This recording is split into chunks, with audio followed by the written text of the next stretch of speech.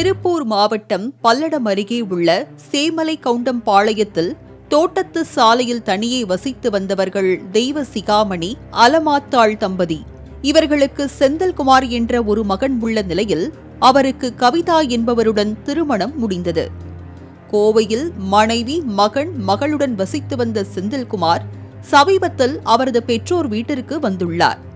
இந்நிலையில் நவம்பர் 28ஆம் தேதியன்று தெய்வ சிகாமணியின் தோட்டத்திற்குள் மர்ம நபர்கள் புகுந்தனர்.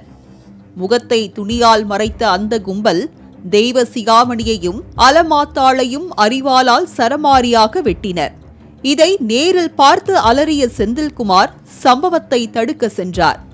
ஆனால் செந்தில்குமாரையும் இரும்பு கம்பியால் தாக்கிய மர்ம கும்பல் 3 பேரும் உயிரிழந்து விட்டதை உறுதி செய்த பின்னர் வீட்டிற்குள் சென்றனர்.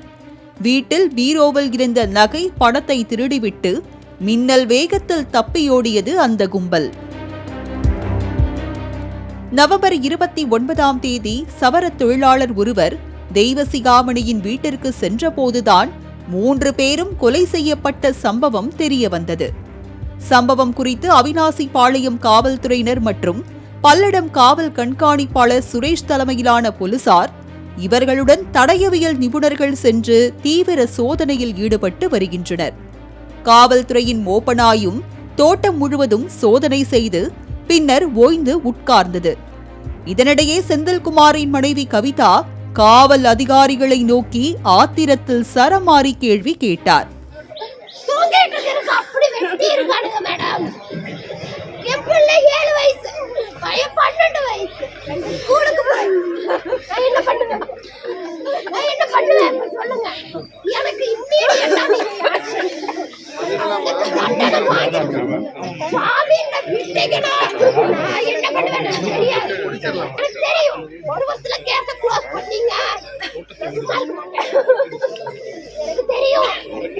வீடு புகுந்து ஒரு குடும்பத்தையே கொலை செய்த குற்றவாளிகளை போலீசார் உடனடியாக பிடிக்கவில்லை என்றால் காவல்துறைக்கே அசிங்கம் என கொந்தளித்தார்.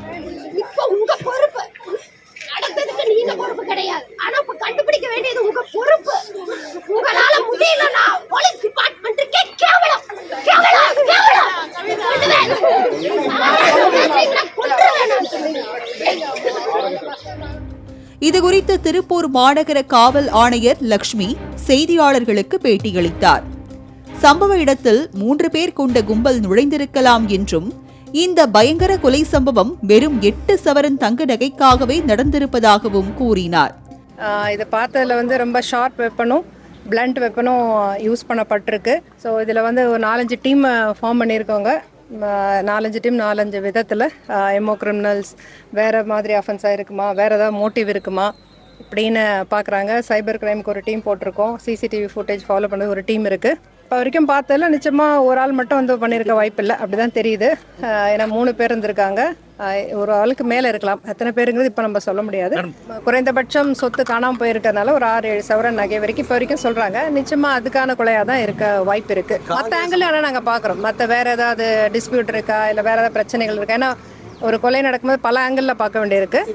ஒவ்வொரு தனிப்படையும் ஒவ்வொரு ஆங்கிளில் பார்த்துட்டு இருக்காங்க. இந்த சம்பவத்தில் தொடர்புடைய குற்றவாளிகளை 5 தனிப்படை போலீசார் தீவிரமாக தேடி வருவதாக கூறியவர் விரைவில் கொலையாளிகள் சிக்குவார்கள் என்றார்.